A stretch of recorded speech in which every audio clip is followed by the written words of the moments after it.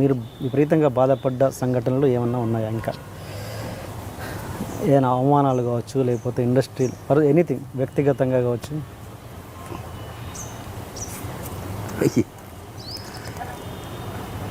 నేను పెద్ద కష్టపడలేదండి. నేను ఎప్పుడూ ఆశ్చర్యపోయే విషయం ఏంటంటే, I'm not a very good student. I'm not a sports. I'm not so called intelligent. చాలా తెలివిగా లేవు.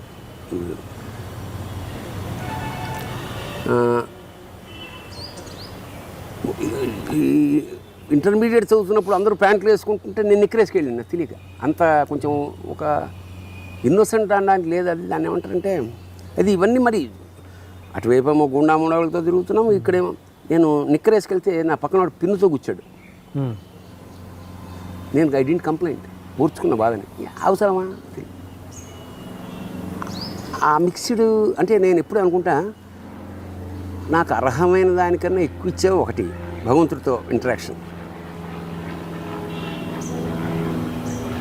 నాకు పెద్ద ఎక్కువ ఇబ్బందులు, ఆరోగ్యకరమైన ఇబ్బందులు కానీ ఇంటి సంబంధం అంటే బేసిక్గా నాకు నేచర్ ఏమి ఇచ్చిందంటే అడ్జస్ట్ అయిపో ఒకవేళ ఏదైనా చిన్న ప్రాబ్లం వస్తే ఆ ప్రాబ్లం రాకుండా ఎలా ఉంటుంది అని వల్ల ఎక్కువ కష్టాలు ఏం పడలా,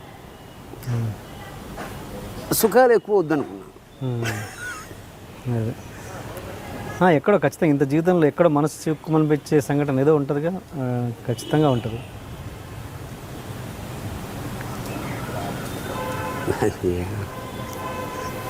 అంటే అన్నాళ్ళు బాధపడాల్సిన అట్లా అంటే ఇంతసేపు ఆలోచించారు. ఆ బాధ అయితే నాకు చాలా ఘోరావమానం జరిగింది, భయంచితాను. అది చిన్నవండి. అది ఎట్లా అంటే నేను క్రాంతి గారితో చాలా క్లోజ్గా ఉన్నాను. అంతా ఇంత కాదు, ఎవ్రీడే కార్ వచ్చేది క్రాంతి కుమార్. ఆ సినిమా కూడా నేను రాశా. సినిమా రాయడం కాదు, ఆర్టిస్టుల సెలక్షన్ అన్నీ చూసుకోవా చూడు అనేవాటి. నేనే ఆర్టిస్ట్, నేనే డైరెక్టర్ లాగా, నేనే అన్నీ నేనే. ఇక మ్యూజిక్ అవ్వండి డైరెక్టర్ ఆఖరికి మెయిన్ వేషాలు నేను నా స్టేజ్ వాళ్ళకి ఇచ్చే స్థాయి ఇచ్చాడు నాకు సినిమా ఆడ. ఎందుకంటే చూస్తే క్రికెట్ చూస్తున్నాడు రిలీజ్ అయిన రోజు. రిపోర్ట్ ఏంటి సార్ పోయినట్టు వస్తుంది అట్లాగా అన్నాడు. మీరు టీవీ చూస్తుంటే మీ ఆడియన్స్ సినిమా చూస్తారా? మీరు క్రికెట్ చూస్తున్నారు, ఆడియన్స్ సినిమా ఎందుకు చూస్తారు సార్ అన్న. మొత్తానికి పోయింది. అదే 2-3 బాగా ఆత్మీయత. తర్వాత ఓ రోజు నేను అన్నపూర్ణ స్టూడియో, ఆయన సినిమా ఓపెనింగ్, నేను మెయిన్ విలనని ముందు ఎప్పుడో చెప్పాడు. నన్ను పూజకి వెళ్ళా. పూజకి కారులో దిగగానే నా పక్కన కేఎస్ రామారావు.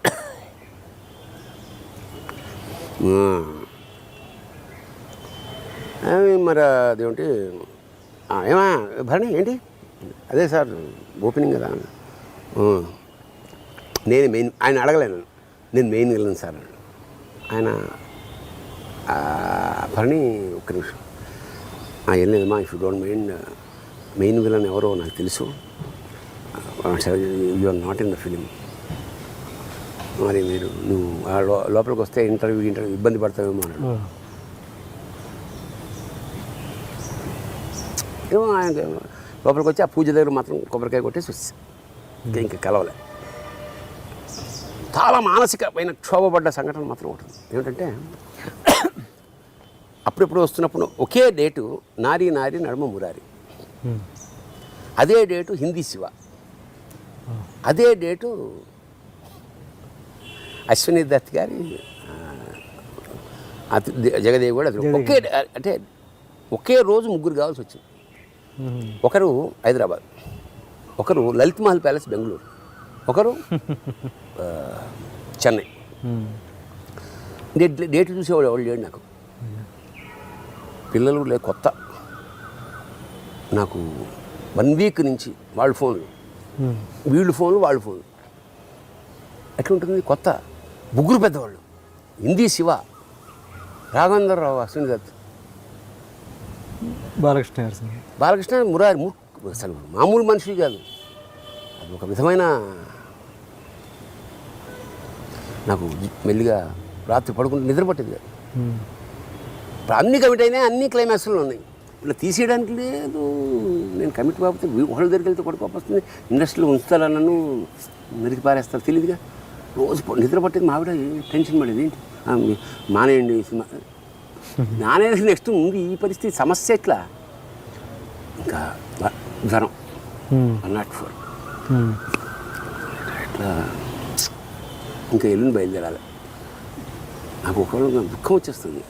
ఎవరు ఏమంటారు, ప్రతివాడు వెంకట్ గారు ఏంటి this is Hindi film, how can you crores of but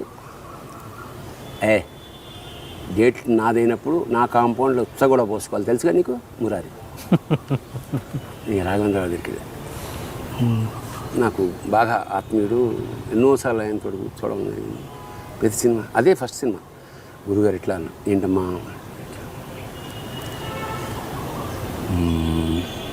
రోజు లేట్ వస్తుంటావా ఆలోచిస్తుండగా అశ్విని దత్ ఎంట్రీ. ఏంటి ఏంటి బావా, ఇద్దరు బావ ఇట్లా డేటు ప్రాబ్లం వచ్చింది, తీసి పడదెవ్వు అని అన్నాను. మీ ముందే? మా ముందే. అప్పటిదాకా గురూజీ బాగున్నారా అన్నాడు. తీసి పడదెవ్వు అన్నాడు. సీరియస్గా కామెడీగా అన్న? సీరియస్గా. ఓకే. ఇంకా ఆలోచిస్తుంది, తీసి పడదెవ్వు అని వెళ్ళిపోయాడు. నేను ఇంకా ఇలా చూస్తున్నా, వాళ్ళ ప్రాబ్లమ్స్ వాళ్ళకు ఉంటాయి అని డోంట్ టేక్ ఇట్ సీరియస్. వీలైనప్పుడేరా అది ఒకనే వచ్చి ఇట్లుంటుందా చేస్తే ఇలా మురారి లక్కీగా షూటింగ్ లేదు. ఏంటయ్యా ఏంటి వెళ్ళాలా, ఆ రోజు షూటింగ్ లేదు.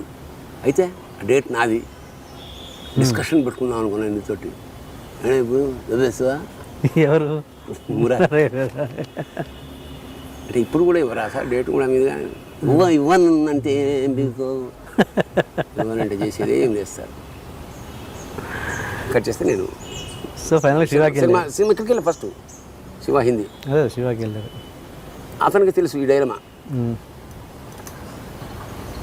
నేను తెలుగు శివ తీశాక 2 బిజీ అయ్యాయి.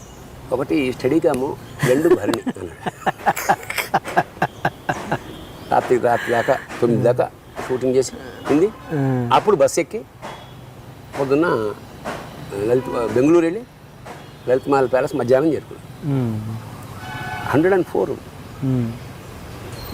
మనకేంటే తెలియక ఎనీథింగ్ కెన్ హ్యాపెన్.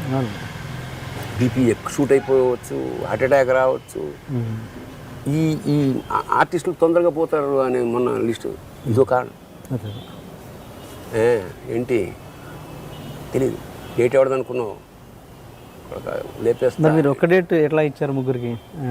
ఇవ్వలేదు, బట్ డేట్ వాడదమ్మా. ఎవరిది?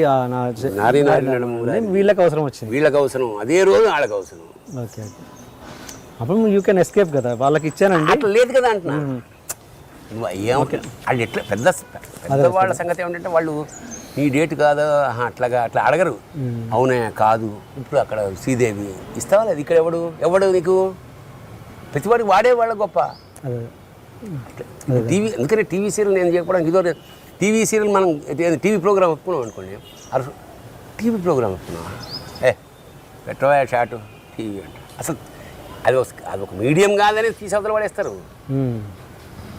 అంత చిన్న చూపు ఒకప్పుడు, ఇప్పుడు కొంచెం బెటర్ ఏమో. అది చాలా మానసికమైన వేదన మనం అంతే తప్ప కుళ్ళిపోయి మా నాన్న ఎప్పుడో వంశీ తిట్టాడు చెప్పే కదా. పెద్ద పెద్ద కొంపలు అంటుకుపోయే అద్భుతాలు ఏమీ జరగలేదు. బాధలు కూడా పెద్ద యావరేజ్ బండి. తర్వాత మళ్ళీ అశ్విని దత్ గారితో ఎలా ఉంది మీరు? నేను చెప్తా కదా, ఆ పొజిషన్ నేనున్నా కూడా ఏంటే పెద్ద చిరంజీవి శ్రీదేవికి లలిత్ మహల్ ప్యాలెస్ పెట్టుకుని భరుణనే తొగడాడు రాకపోతే దాని గురించి ఆలోచించాలా అనే స్థితిలో ఉంటాను నేనైనా. ఇప్పుడు మనం ఏమిటంటే అప్పుడు రియలైజ్ అవ్వట్లేదు. నేను యాజ్ ఐ గ్రో ఆ టైంలో ఎవడైనా అలాగే ఉంటాడు. ఇప్పుడు ప్రపంచంలో ఎవడైనా అంతే, వాళ్ళ పరిస్థితుల్లో అలా ప్రవర్తిస్తారు తప్ప వీడిని ఎలా అయినా అంత చూడాలని అట్లా ఎవరు ఉంటాయి, అంత టైం ఎవరికి లేదు ఇవాళ. కరెక్ట్. అండ్ మీరు అప్పుడు క్రాంతి కుమార్ గారి సినిమాకి విలన్గా చేస్తారని కేసీఆర్ గారు చెప్పిన సినిమా ఏంటండి? అది గుర్తులేదండి నా బ్రెయిన్ నుంచి. అంటే ఎందుకు మీరు అలా ఏమంటారు టేక్ ఇట్ ఫర్ గ్రాంటెడ్ తీసుకున్నా? కారణం ఏంటంటే అంత క్లోజ్ నేను. ఓకే. ఒకళ్ళు చెప్పాలంటే ఆయన డైరెక్ట్గా చెప్పొచ్చు నాకు. నేను 9 నెలలు కూడా చేశాను తర్వాత. ఆయన ఇబ్బంది పడి ఉంటాడు. ఆయన చెప్తే నేను మద్రాసులో ఉన్నా, హైదరాబాద్లో షూటింగ్. ఏమన్నా ఫీల్ అవ్వచ్చు, అంత క్లోజ్గా తిరిగాం కాబట్టి ప్రొడ్యూసర్లు వద్దని ఉండొచ్చు, ఆయన డల్గా ఉన్నాడు అప్పుడు. సరే అట్లా అట్లా అట్లా చాలా జరిగి ఉండొచ్చు సార్. అన్నీ అందుబాటులో ఉండి, మనిషికి అన్ని సుఖాలు అందుబాటులో ఉండి, అన్నీ అందుబాటులో ఉండి వైరాగ్యంలో ఉండడం అన్నది చాలా గొప్ప విషయం. ఆ స్టేటస్ మీకు ఎలా సాధ్యమైంది? వైరాగ్యం ఏం కాదు. వైరాగ్యం అంటే ఏమిటంటే దేని పట్ల విముఖత, అన్నిటి మీద. రమణ మహర్షి నాకేమొద్దు అది కాదు, వైరాగ్యం కాదు. నేను బేసిక్గా మధ్యతరగతి వాడిని కాబట్టి మధ్యతరగతి లక్షణం ఏమిటంటే ఇంకొక రొట్టె ఉంటే బాగుండు, ఇంకొక జత లేకపోవడం అంటే అస్సలు లేకపోవడానికి, ఇంకొకటి లేకపోవడానికి తేడా ఉంది మధ్యతరగతి కూడా. అది నా నేచర్. అంటే నేను మధ్యతరగతిలో పుట్టాను. మధ్యతరగతి అట్మాస్ఫియర్ నాకు ఇష్టం. 5 స్టార్ హోటల్లో నాకు నిద్ర పట్టదు కొంచెం. అంటే this is not my cup of tea. ఒక పెంకుటీలు చూడగానే నాకు ఆత్మ చక్కని లేస్తుంది. నేను పల్లెటూరులో ఎక్కడన్నా షూటింగ్కి వెళ్ళినప్పుడు కూడా ఈ పాక హోటల్లో ఇడ్లీ తినడానికి ఎక్కువ ఎంజాయ్ చేస్తా. 5 స్టార్ హోటల్లో ఉంటాం, సినిమా వాళ్ళు శ్మశానంలో ఉంటాం, కానీ ఆ మధ్యతరగతి నేచర్ ఉంటుంది. ఇప్పుడు వాళ్ళు మా ఇంటికి వచ్చిన మా పిల్లల్ని అంటే కారు ఉండి కూడా నేను బస్సులోనే పంపిస్తున్నాను. నాకు వాళ్ళకి లేకపోవడం తెలియాలి అనే ఫీలింగ్. అంచేత నాకు చాలా ఆశ్చర్యంగా చాలామంది జనరల్గా పెద్దవాళ్ళకి ఒక అరడజన్ చెప్పుల జతలు ఉంటాయి కదా, నాకు 2 ఉంటాయి అంతే. మా అమ్మాయి ఎప్పుడు తిడుతుంటుంది, ఏది కావాలంటే అది మ్యాచింగ్ ఏమైనా వేసుకోవాలి అంటే నాకు నేను అవసరం చూస్తా. చెప్పులు ఎందుకే అద్భుతమైన, నాకు వేల రూపాయలతోటి కొనాలంటే నాలో ఎందుకురా మా నాన్న ఎలాంటి నేచర్ అంటే చెప్పు చిరిగి నాదేమన్నా హవాయి చెప్పు ఊడిపోతే పొద్దున్న లేచేటప్పుడు కుట్టి ఉండేది, దాని మీద ఒక తోలు వేసేసి దాన్ని చక్కగా చెప్పు కుట్టేసేవాడు మా నాన్న. కాకపోతే ఇది బ్లూ ఉంటే ఇది ఎల్లో ఉండేది. నాన్న ఏమేమో అడుక్కునే వాళ్ళగా ఉంటుంది, బయటకు వెళ్తే నీకు పని అవుతుందా అది చూడవా, పని అవుతుందంటే గొడుగు వేసుకెళ్తే దానికి ఒక ప్యాచ్ ఉండేది, కుట్టేసేవాడు ఈయన. చెంబులు మా నాన్న చేయని పనులు లేవు, అదే చెప్తున్నా అవన్నీ నిధులలో పెట్టాను. అట్లా ఆ మధ్యతరగతి తనమే తప్ప అన్నీ నాకు కావాలి. The best of the world కావాలి నాకు. ఇప్పుడు ఎండీవర్ కొన్నాను నేను, ఇప్పుడు I-20లో కూడా పోతా. అర్థమైనా? నేను అవుట్డోర్స్కి వెళ్ళినప్పుడు జనరల్గా ఫ్రెండ్స్ రాజమండ్రి వెళ్ళా అనుకోండి, కార్లో ముందు వెళ్తే నేను వెనకాల ముసుకోవడమే వెళ్తుంటా. ఆ మధ్యతరగతి తనం ఎక్కడ మిస్ అయితేమో అని నాకు బెంగ ఉంటుంది. సంభవం ఎక్కువ జిల్బిల్ డ్రెస్సులు కానీ కాస్ట్లీ వ్యవహారాలు కానీ ఎందుకో నాకు నా మనస్తత్వానికి ఒకటే ఉదాహరణ. నేను మా మహర్షి జనార్దన మహర్షి నా శిష్యుడు సాలిడ్గా 10,000 ఇచ్చాడు ప్రొడ్యూసర్. కొత్త కాపురం నేను మావిడ మా శిష్యుడు ముందు నుంచే ఉన్నాడు. నేనేమిటంటే సంసారం కొత్త కాపురం ఎట్లా మొదలెట్టుంటే ఇంటికి కావాల్సినవన్నీ ఒకసారి కొనేవాడిని కాదు. మావిడిని ఆటోలో తీసుకెళ్ళి ఇవాళ చెంచాలు అని పెట్టుకుని 4 చెంచాలు కొనుక్కు వచ్చేవాడు. నెక్స్ట్ వీక్ వెళ్ళి 2 కంచాలు అన్నీ కొంటే మజా పోతుందని నా ఫీలింగ్. 10,000 వచ్చేసి చాలా పెద్ద అమౌంట్. 10,000 అప్పుడు ఏం చేద్దామంటే ఫ్రిడ్జ్ కొందాం సార్, మా ఇంట్లో ఫ్రిడ్జ్ లేదన్నాడు. ఫ్రిడ్జ్ లేదు కానీ నాకు ఫ్రిడ్జ్ పెద్ద మనంత ఫ్రిడ్జ్ లెవెల్ అనే మంది వేస్తారు, అమ్మగారు వచ్చారు, అది అందులో పెట్టాలి. సరే టీకా ఫ్రిడ్జ్ కొంటూ కుండ కూడా కొన్నా. ఇంటికి తీసుకెళ్ళా. ఫ్రిడ్జ్ దిగింది. మా ఆవిడ చాలా సంతోషం. మా ఆవిడ అగ్రహారం నుంచి వచ్చింది. ఆవిడ ఇంకా ఆనందం, ఫ్రిడ్జ్ ఉంది మన ఇంట్లో. కుండ ఎందుకని, ఫ్రిడ్జ్ నీకు సొసైటీకి, కుండ నాకన్నా ఊరుకోండి అని చెప్పి అందులో ముగ్గు వచ్చింది. సంతోషం. నేను లేకుండా వీళ్ళిద్దరు వెళ్ళి ఆ వాటర్ బాటిల్స్ కొనుక్కురావాలని ఇద్దరు వెళ్ళారు ఆటోలో, కార్ లేదు. మా మహర్షి మా ఆవిడ అప్పుడే బిస్లరీ వచ్చిన కొత్త 6 బాటిల్ కొన్నారు. కొని అంటే నేను వాటర్ బాటిల్ పెడతారు కదా అందులో, అవి కొనాలి యాక్చువల్గా. వీళ్ళు బిస్లరీ ఫుల్ వాటర్ బాటిల్ కొనేసి మా శిష్యుడు అన్నీ కింద అక్కడ దుకాణం ముందే పోసేసి 6 బాటిల్ తీసుకొచ్చి అందులో పెట్టాడు. కొన్నాం సార్. నీళ్ళేమన్నా, నీళ్ళు ఎందుకు సార్ పారబోసాం వెయిట్ నీ అబ్బాయి నీళ్ళతో. చాలా నువ్వు గ్యారెంటీగా రైటర్ అవుతారా బాబు అయ్యాడు. అట్లా అప్పటికి కాలేదు ఇంకా. లేదు, అసిస్టెంట్ రాడు జనార్దన్. తర్వాత చాలా పాపులర్ కన్నడ రైటర్. అంటే అది వైరాగ్యం అనేది లేదు నాకు.